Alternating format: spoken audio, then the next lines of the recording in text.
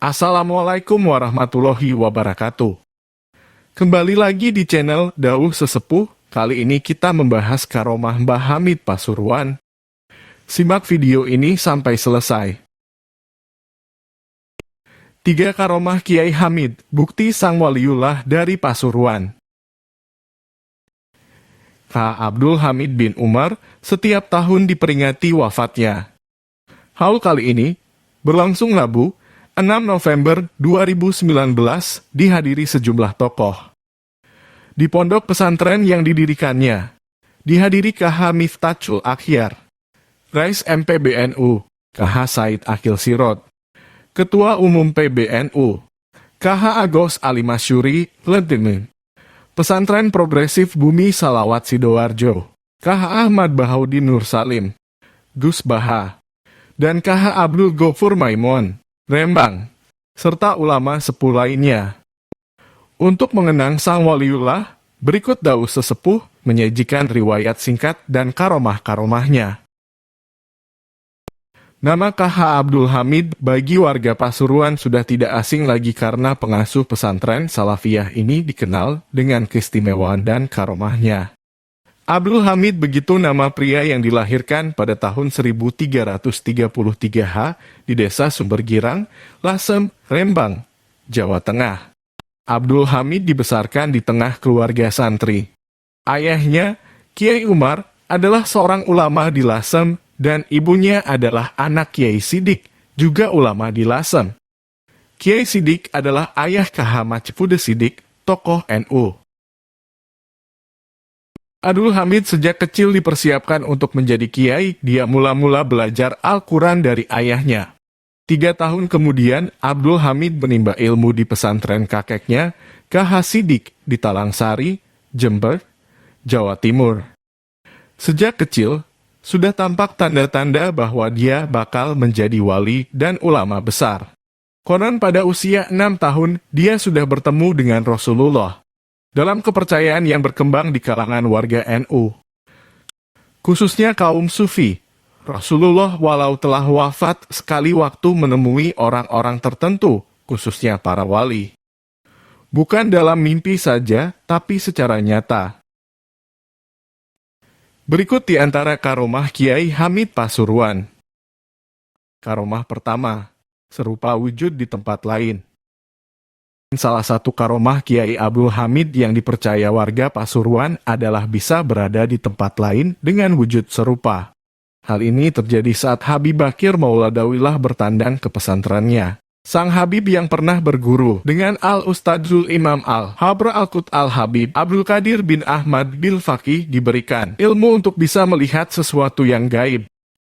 Pada suatu kesempatan datanglah Habib Bakir menemui Kiai Abdul Hamid Pasuruan.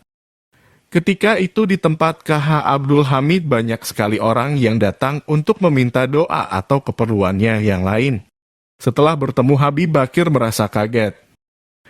Ternyata orang yang terlihat seperti KH Abdul Hamid sejatinya bukanlah sang kiai. Yang ditemuinya adalah sesosok gaib yang menyerupai. Kemudian Habib Bakir mencari di manakah sebetulnya KH Abdul Hamid yang asli berada.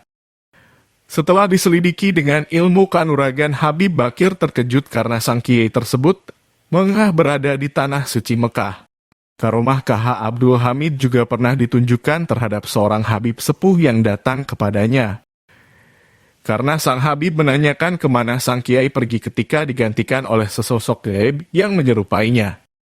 KH Hamid tidak menjawab, hanya langsung memegang Habib sepuh tersebut. Seketika itu kagetlah Habib sepuh tadi, melihat suasana di sekitar mereka berubah menjadi bangunan masjid yang sangat megah. Subhanallah, ternyata Habib sepuh tadi dibawa oleh KH Hamid mendatangi Masjidil Haram.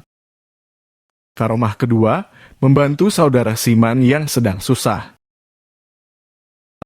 Salah satu karomah lainnya yaitu ketika Asmawi, salah seorang santrinya harus melunasi utang kepada panitia pembangunan masjid yang sudah jatuh tempo.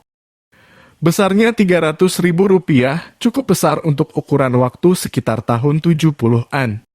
Dia tidak tahu dan mana uang sebanyak itu bisa didapat dalam waktu singkat. Karenanya, Dia hanya bisa menangis, malu kalau sampai ditagih. Akhirnya dia mengadukan hal tersebut kepada Kiai Hamid.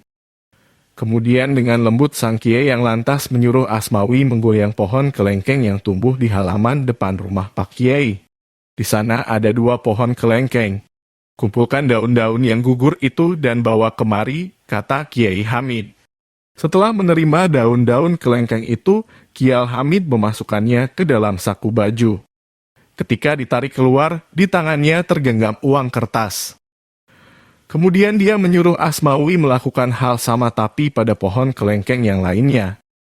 Dengan cara yang sama pula, daun kelengkeng itu berubah menjadi uang kertas. Setelah dihitung Asmawi, jumlahnya Rp225.000. Masih kurang Rp75.000. Tiba-tiba datang seorang tamu menyerahkan uang tunai Rp75.000 kepada Kiai Hamid, lalu uang itu diserahkan ke Asmawi. Karomah ketiga, membaca keinginan umat. Lain lagi yang dialami Said Ahmad, santri lainnya. Dia justru seolah ingin menguji kewalian Kiai Hamid yang telah kesohor. Said Ahmad ingin tahu apakah Kiai tahu bahwa dia ingin diberi makan olehnya. Ketika sampai di pesantren milik sang Kiai, kebetulan saat sholat usia sudah masuk. Dia pun ikut sholat berjamaah. Usai sholat, dia tidak langsung pulang, melainkan menunggu sampai jamaah pulang semua. Lampu teras rumah Kiai Hamid pun sudah dipadamkan, pertanda pemilik rumah siap-siap beristirahat. Dengan demikian, dia pikir niatnya berhasil, yaitu bahwa keinginannya untuk ditawari makan oleh Kiai tidak diketahui. Lalu dia pun melangkahkan kaki meninggalkan masjid. Ternyata dari rumah Kiai Hamid ada yang melambaikan tangan kepadanya. Dengan langkah ragu, dia pun mendekatinya. Ternyata tuan rumah sendiri yang memanggilnya. Makan di sini, ya, kata Kiai Hamid sambil senyum. Dia pun diajak masuk ke ruang tengah. Di sana hidangan sudah tersaji. Maaf, lauknya seadanya, kata Kiai santai. Sampean tidak bilang-bilang, sih, saya tersindir. Dan sejak itu dia percaya Kiai Hamid adalah wali. Demikian seperti beredar dari media Ahlussunnah wal Jamaah. Jangan lupa tinggalkan like dan komen agar Daus Sesepuh semangat membagikan kajian atau ijazah dari para ulama Indonesia lainnya. Assalamualaikum warahmatullahi wabarakatuh.